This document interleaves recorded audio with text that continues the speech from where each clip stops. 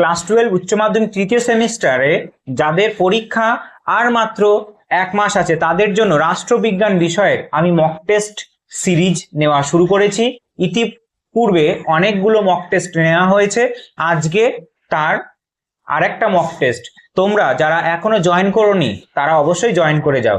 আর এটাও মনে রেখো যে প্রশ্নগুলো এমন সুন্দরভাবে সাজানো যে পরীক্ষায় কিন্তু ওই ধরনের প্রশ্নপত্রই আসবে। তার কারণ এই প্রশ্নগুলো বিভিন্ন প্রশ্নপত্র থেকে রিসার্চ করে বানানো, তাই তোমাদের উচিত এই মক টেস্টগুলো দেওয়া এবং তোমার প্রস্তুতি কতটা আছে সেটা বুঝে নেওয়া। আর অবশ্যই মনে রাখবে যে খাতা পেন বের করে মক টেস্ট দেবে। আর মক টেস্ট দেওয়ার সময় তোমাকে কি করতে হবে যে কোশ্চেনের দাগ নম্বর দিতে হবে আর অপশনের যেটা আছে সেটা লিখতে হবে। আর তার সঙ্গে সঙ্গেই আমি কিছুক্ষণ গ্যাপ দেব প্রশ্ন বলার পরে, তোমাকে উত্তরটা তখনই মিলিয়ে নিতে হবে। ঠিক আছে? তাই মক টেস্ট গুলো দিতে থাকো তোমার প্রস্তুতি এই 1 মাসে আরো ভালো করার জন্য।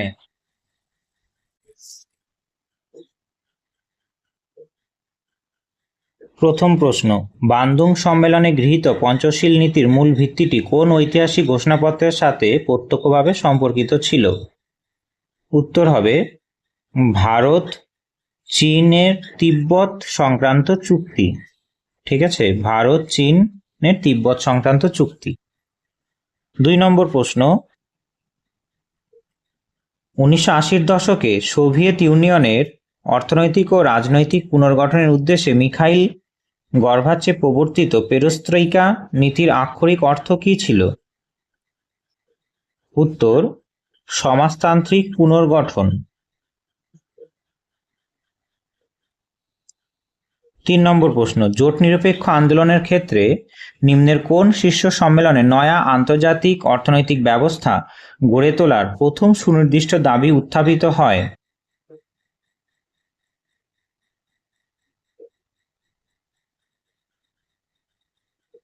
উত্তর হবে আলজিয়ার্স শীর্ষ সম্মেলনে 1973 সাল।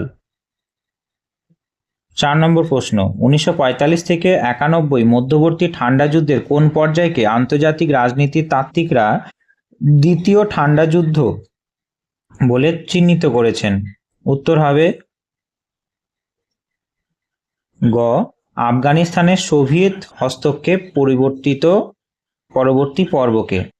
ঠিক আছে, আফগানিস্তানের সোভিয়েত হস্তক্ষেপ পরবর্তী পর্বকে। 5 নম্বর প্রশ্ন, এইখানে আমি দেখো চ্যাপ্টার ওয়াইজ ভাগও করে দিয়েছি কোন চ্যাপ্টার থেকে প্রশ্ন দিচ্ছে।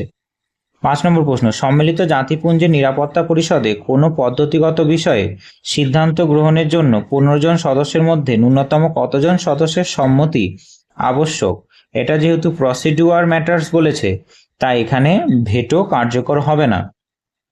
উত্তর হবে 9 জন, যার মধ্যে 5 স্থায়ী সদস্যের ভেটো মুক্তি সম্মতি বাধ্যতামূলক নয়।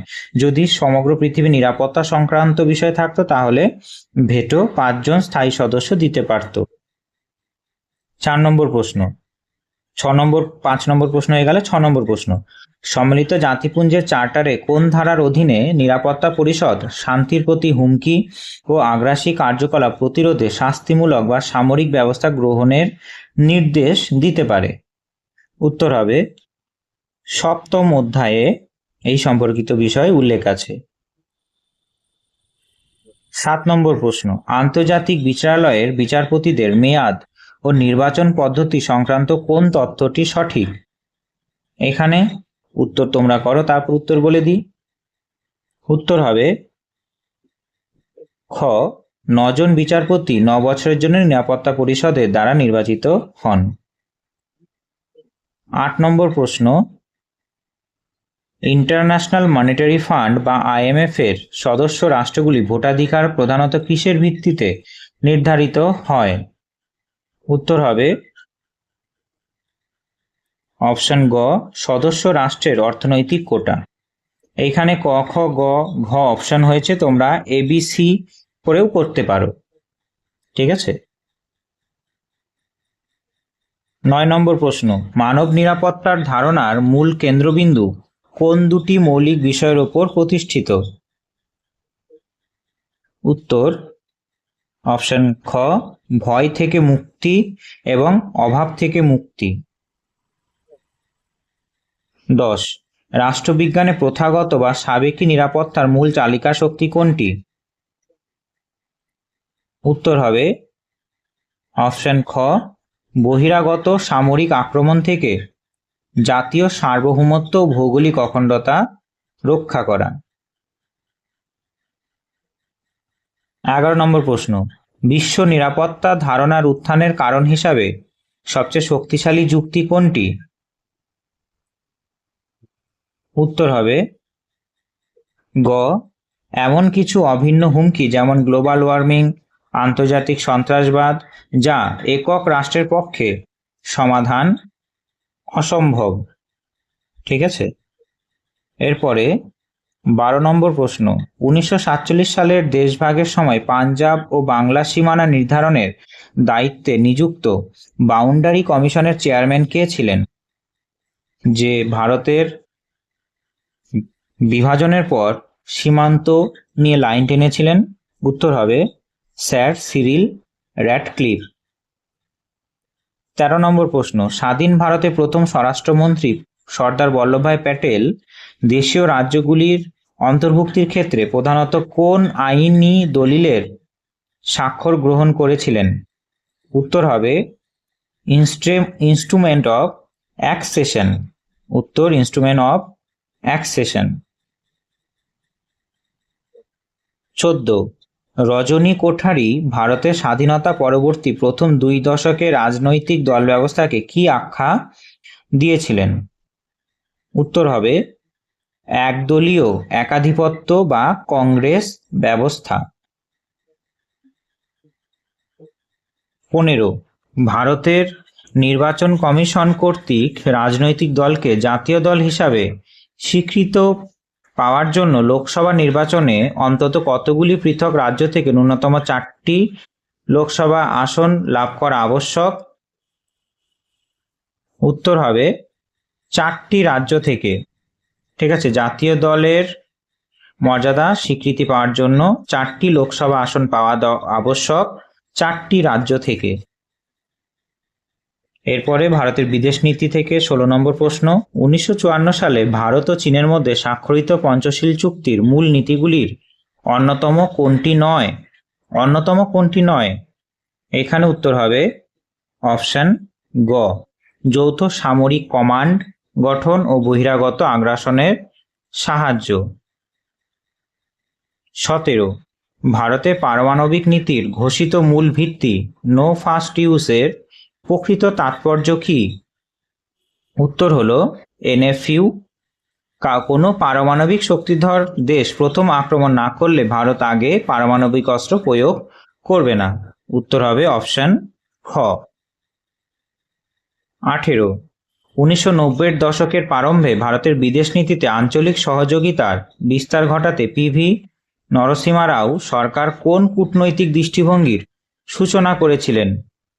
উত্তর হবে এখানে লুক ইস্ট পলিসি চুক্তি বা কূটনৈতিক দৃষ্টিভঙ্গির সূচনা করেছিলেন।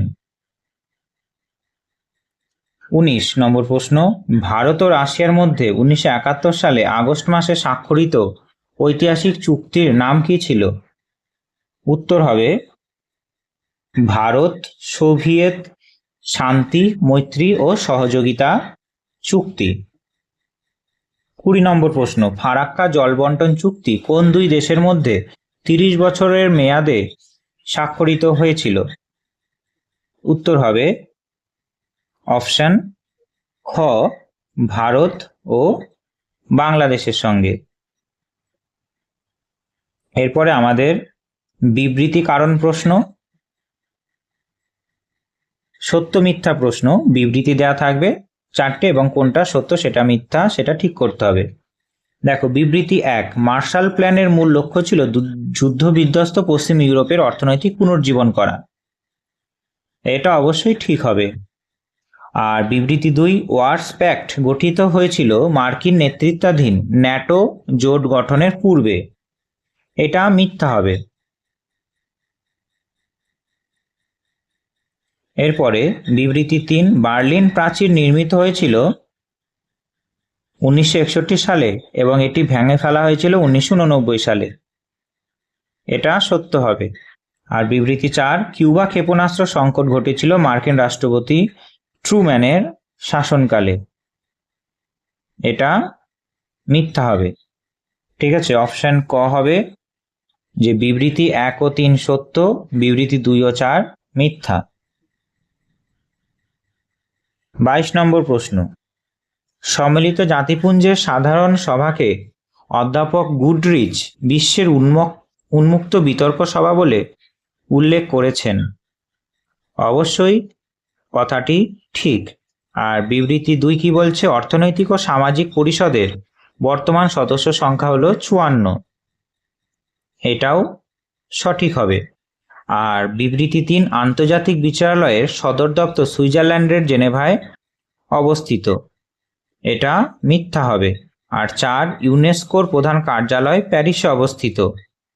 এটা সত্য হবে। তাহলে অপশন কোনটা হবে? বিবৃতি 1, 2 ও 4 সত্য, বিবৃতি 3 মিথ্যা। 23 নম্বর প্রশ্ন, বিবৃতি 1, প্রথাগত বহির্নিরাপত্তার প্রধান উপাদান হল সামরিক জোট গঠন ও ক্ষমতার ভারসাম্য বজায় রাখা। এটা সত্য হবে। বিবৃতি 2, বিশ্বব্যাপী দারিদ্র্য ও অর্থনৈতিক বৈষম্য অপ্রথাগত বা প্রথাগত নিরাপত্তার প্রধান উদ্বেগের বিষয়। এটা ঠিক হবে। আর 3 নম্বর, মানব নিরাপত্তার আওতায় রাষ্ট্রীয় সার্বভৌমত্বকে ব্যক্তি নিরাপত্তার চেয়ে অধিক গুরুত্ব দেওয়া হয়। এটা মিথ্যা হবে। আর 4, 1994 সালের ইউএনডিপির মানব উন্নয়ন প্রতিবেদনে মানব নিরাপত্তার 7টি মাত্রার কথা বলা হয়েছে। এটা সত্য হবে। তাহলে অপশন ক, বিবৃতি 1, 2 ও 4 সত্য, বিবৃতি 3 মিথ্যা। 24, জাতি গঠনের প্রতিবন্ধকতা সমূহ।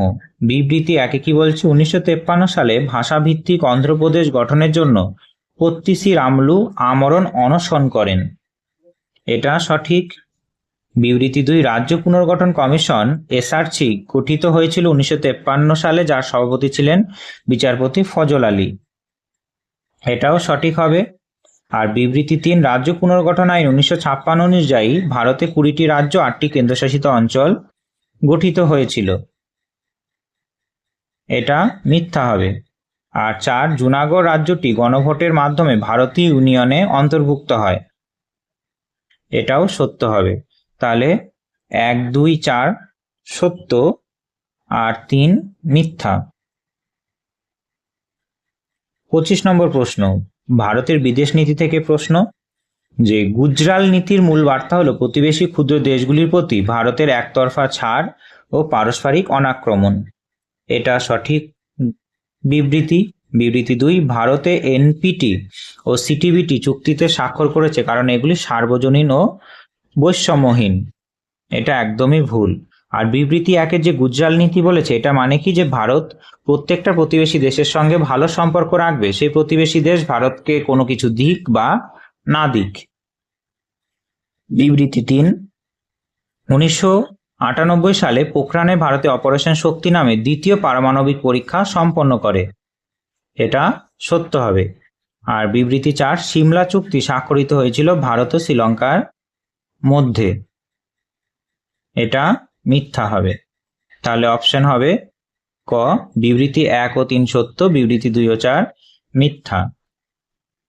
এরপরে আমরা দেখব বিবৃতি ও কারণ সম্পর্কিত প্রশ্ন। এ বিবৃতি মানে ক অপশনে কি দিয়েছে, যে এ এবং আর উভয় সত্য এবং আর হলো এর সঠিক ব্যাখ্যা। ঠিক আছে, এইগুলো থেকে তোমাকে চয়েস করতে হবে। তাহলে 26 নম্বর প্রশ্ন কি দিয়েছে, যে ঠান্ডা যুদ্ধের যুগে জোট নিরপেক্ষ নীতির কোনো নিষ্ক্রিয় বিচ্ছিন্নতাবাদ বা নিরপেক্ষতা নয়। এটা একদমই ঠিক। আর কারণ, জোট নিরপেক্ষ দেশগুলি আন্তর্জাতিক সংকট ও অন্যায়ের ক্ষেত্রে গঠনমূলক অবস্থান গ্রহণ এবং বিশ্ব শান্তি রক্ষায় সক্রিয় ভূমিকা পালন করেছিল। এটাও সত্য হবে। তাহলে এখানে কোনটা হবে উত্তর? কতে যে ব্যাখ্যাটা দিয়েছে, যে বিবৃতি এ এবং কারণ আর উভয় সত্য, আর হলে সঠিক ব্যাখ্যা। তাহলে অপশন হবে ক। তারপর 27 নম্বর প্রশ্ন, আন্তর্জাতিক সংগঠন ও প্রতিষ্ঠান সমূহ থেকে প্রশ্ন দিয়েছে। বিবৃতি, সম্মিলিত জাতিপুঞ্জের 1950 সালে শান্তির জন্য ঐক্য প্রস্তাব সাধারণ সভার ভূমিকাকে বহুগুণ বৃদ্ধি করেছিল। অবশ্যই সঠিক এটা। আর কারণ, নিরাপত্তা পরিষদের স্থায়ী সদস্যদের ভেটো প্রয়োগের অচলাবস্থার কারণে যখন শান্তি রক্ষা ব্যর্থ হয় তখন সাধারণ সভা সুপারিশের মাধ্যমে সামরিক ব্যবস্থা গ্রহণে উদ্যোগ নিতে পারে। এটা মিথ্যা হবে। তাহলে এখানে অপশন হবে কি? গ। ঠিক আছে, যে বিবৃতি এ সত্য কিন্তু কারণ মিথ্যা। এরপরে 28, বিবৃতি, সমকালীন নিরাপত্তার আলোচনায় জৈব সন্ত্রাসবাদ এবং বিশ্বব্যাপী জলবায়ু পরিবর্তনকে অপ্রথাগত বা নতুন নিরাপত্তার সংকট হিসাবে গণ্য করা হয়। এটা অবশ্যই ঠিক, কিন্তু এই সংকটগুলি একক কোনো ভৌগোলিক সীমানায় আবদ্ধ থাকে না এবং শুধুমাত্র সামরিক শক্তি প্রয়োগের দ্বারা এদের নিরসন সম্ভব নয়। এটা মিথ্যা হবে। তাহলে এটাও হবে অপশন গ, অর্থাৎ এখানে কি এ সত্য কিন্তু আর মিথ্যা। এরপরে 29 নম্বর প্রশ্ন, রাজনৈতিক দল ও দল ব্যবস্থা থেকে 1989 পরবর্তী ভারতে কেন্দ্রীয় স্তরে একক দলের পরিবর্তে জোট সরকারের যুগ শুরু হয়। এটা একদম ঠিক হবে, কারণ 1989 সালে নির্বাচনে কোনো একক রাজনৈতিক দল লোকসভায় নিরঙ্কুশ সংখ্যাগরিষ্ঠতা অর্জন করতে ব্যর্থ হয় এবং আঞ্চলিক দলগুলির গুরুত্ব বৃদ্ধি পায়। এটা মিথ্যা হবে। তাহলে অপশন হবে গ। ঠিক আছে, এটাও যে এ সত্য কিন্তু কারণ আর মিথ্যা। এরপরে ভারতের বিদেশ নীতি থেকে প্রশ্ন, 1962 সালে ভারত চীন যুদ্ধের পর ভারতের জোট নিরপেক্ষ নীতির মৌলিক কাঠামো সম্পূর্ণরূপে পরিত্যক্ত হয়। ঠিক আছে, এটা মিথ্যা হবে।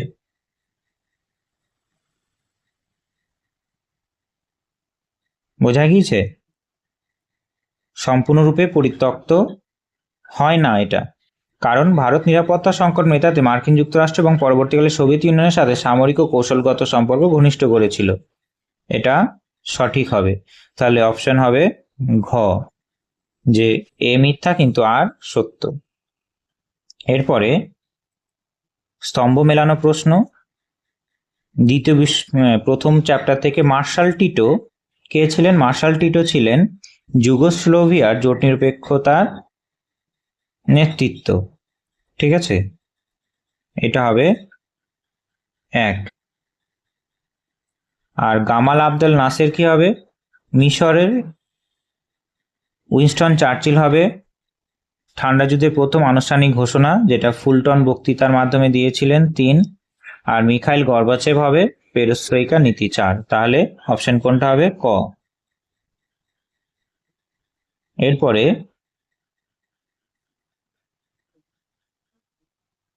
পরের স্তম্ভ, নিরাপত্তা পরিষদ হবে আন্তর্জাতিক শান্তি ও নিরাপত্তা রক্ষা এবং শান্তি রক্ষা বাহিনী প্রেরণ।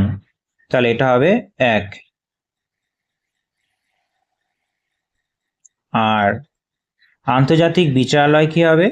যে সদস্য রাষ্ট্রগুলির আইনি বিরোধের জন্য তৈরি করা।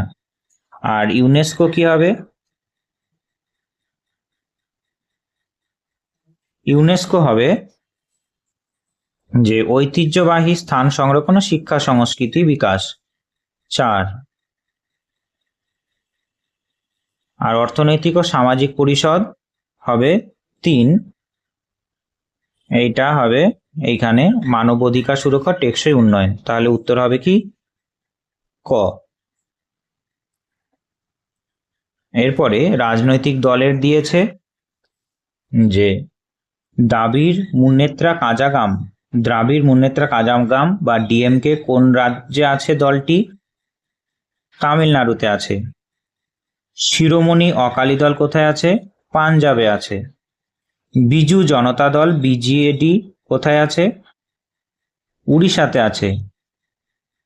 আর তেলুগু দেশম পার্টি টিডিপি কোথায় আছে? অন্ধ্রপ্রদেশে আছে।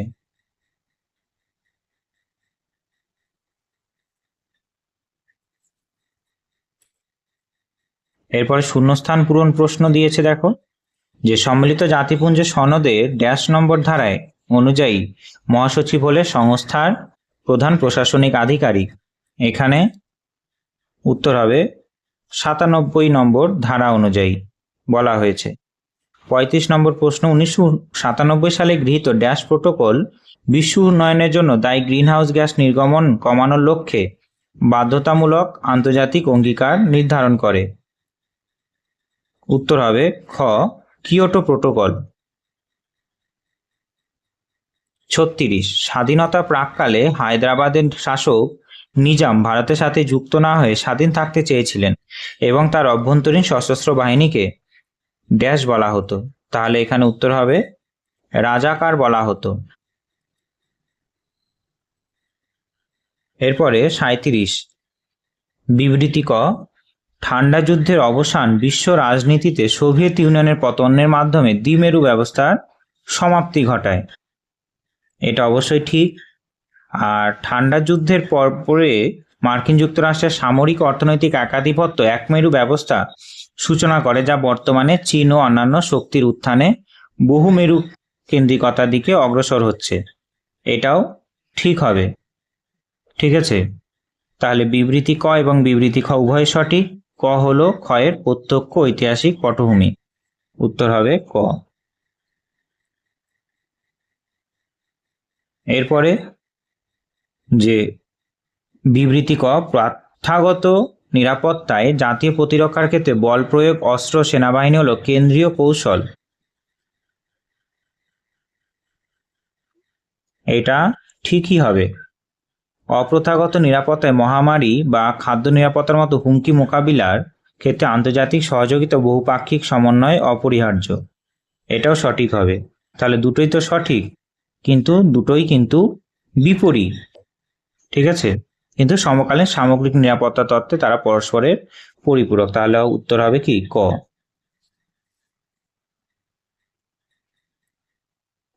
এখানে অনুচ্ছেদ দিয়েছে, অনুচ্ছেদটা পড়ে তোমরা উত্তর করবে। পড়ে নাও। এখানে 1947 সালে আগস্ট মাসে ভারত বিভাগের সময় সীমানা নির্ধারণ, সাম্প্রদায়িক দাঙ্গা, ব্যাপক উদ্বাস্তু পুনর্বাসন এক অভূতপূর্ব সংকট সৃষ্টি করেছিল।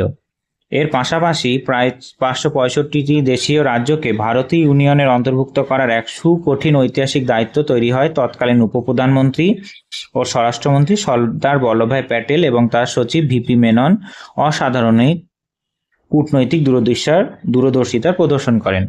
অধিকাংশ রাজ্য স্বেচ্ছায় অন্তর্ভুক্তি পত্রে স্বাক্ষর করলে জুনাগড়, কাশ্মীর, হায়দ্রাবাদ অন্তর্ভুক্ত করতে বিশেষ জটিলতা তৈরি হয়। পরবর্তীকালে ভাষার ভিত্তিতে রাজ্য পুনর্গঠনের দাবি জোরদার হলে 1953 সালে পুনর্গঠন কমিশন গঠিত হয়, যার সুপারিশে কেন্দ্র ও রাজ্যের সীমানা ভাষাগত সংহতির ভিত্তিতে পুনর্বিন্যাস করা হয়। এখানে 39 নম্বর প্রশ্ন কি বলছে, অনুচ্ছেদে উল্লেখিত দেশীয় রাজ্যগুলির অন্তর্ভুক্তির ক্ষেত্রে কাশ্মীর ভারতীয় ইউনিয়নের আনুষ্ঠানিকভাবে কোন পরিস্থিতিতে যুক্ত হয়েছিল? কোন পরিস্থিতিতে যুক্ত হয়েছিল কাশ্মীর ভারতের সঙ্গে? যে খ, পাকিস্তানের মদতপুষ্ট উপজাতীয় হানাদার বাহিনীর আক্রমণের মুখে মহারাজা হরি সিং কর্তৃক ইনস্ট্রুমেন্ট অফ অ্যাসেশনের স্বাক্ষরের মাধ্যমে। আর লাস্ট প্রশ্ন দিয়েছে যে জাতীয় গঠনের প্রতিবন্ধকতা সম প্রশ্ন থেকে, যে রাজ্য পুনর্গঠন ভারতীয় জাতীয় সংহতিতে কি ভূমিকা পালন করেছিল? এটার উত্তর হবে যে এটি আঞ্চলিক পরিচিতির স্বীকৃতি দিয়ে ভারতে গণতান্ত্রিক কাঠামো জাতীয় ঐক্যকে আরও সুদৃঢ় করেছিল। দেখা হচ্ছে পরের মক টেস্টে। ততক্ষণ ভালো থেকো। জয় হিন্দ, জয় ভারত।